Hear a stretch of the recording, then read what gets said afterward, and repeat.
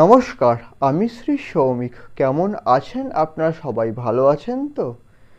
আজকে যে বিষয়টা নিয়ে আলোচনা করব সেটা হলো মিথুন রাশির এই আগস্ট 2024 কেমন যাবে, এই বিষয়ে আমরা আজকে এই ভিডিওতে আলোচনা করব। তো আসুন আলোচনায় আসা যাক। প্রথমেই বলে রাখি, মিথুন রাশি হলো বুধের রাশি। মিথুন রাশি হলো বায়ুতত্ত্বের রাশি। এছাড়া মিথুন রাশি হলো দ্বিচর প্রকৃতির রাশি। এবার আসা যাক আগস্ট 2024 মিথুন রাশির জাতক এবং জাতিকাদের কেমন যাবে। প্রথমেই বলে রাখি, এই আগস্ট 2024-এ আপনাদের কিন্তু নিজেদের শরীরের প্রতি যত্ন নিতে হবে, না হলে কিন্তু শরীর খারাপের জন্য অর্থ ব্যয় হবার সম্ভাবনা আছে। তাই আপনাদের কাছে আমার অনুরোধ রইল যে আপনারা আপনাদের শরীরের যত্ন নিন। এছাড়া আপনাদের যারা স্পাউস আছেন, মানে আমি বলছি যার মিথুন রাশির যারা জাতক, তারা আপনাদের স্ত্রীর দিকে, এবং যারা জাতিকা তারা আপনাদের স্বামীর শরীরের দিকে কিন্তু খেয়াল রাখুন, যত্ন নিন। নাহলে কিন্তু তাদের শরীর খারাপের থেকে কিন্তু অর্থ ব্যয় হবার সম্ভাবনা রয়েছে। 3 নম্বর, মিথুন রাশির যারা জাতক এবং জাতিকা, তাদের কিন্তু প্রাথমিক বিদ্যায় কিন্তু বাধাপ্রাপ্ত হওয়ার সম্ভাবনা রয়েছে। অর্থাৎ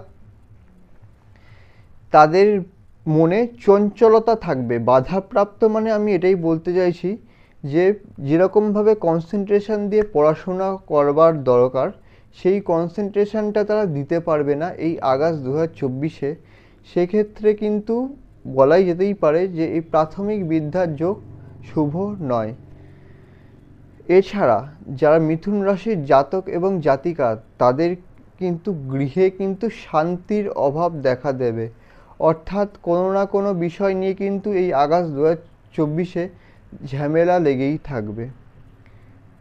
পঞ্চমত, যারা মিথুন রাশির জাতক এবং জাতিকা, তাদের কিন্তু এই মাসে প্রাপ্তিযোগ হতে পারে।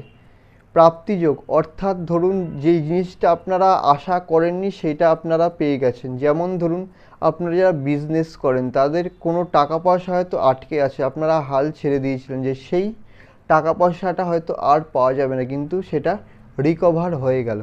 এটা হতেই পারে এই আগস্ট 2024-এ।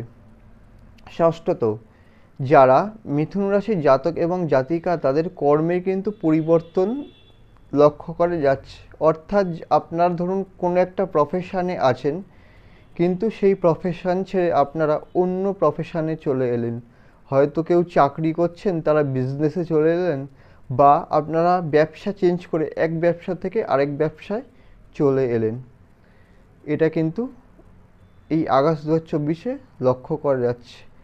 এছাড়া যারা মিথুন রাশির জাতক এবং জাতিকা, এদের কিন্তু একটু অলস ভাব দেখা দেবে। মাঝে মাঝে কাজ করতে ইচ্ছা করছে না, কাজে মন বসছে না, এই জিনিসটা কিন্তু আপনাদের কিন্তু দেখা দিতেই পারে। তাই এই জিনিস থেকে কিন্তু আপনাদেরকে বেরিয়ে আসতে হবে।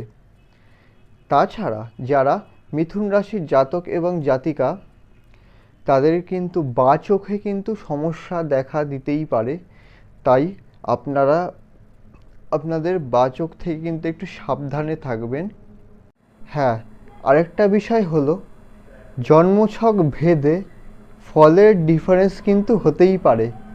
তার কারণ সবার জন্মছক তো একরকম হয় না।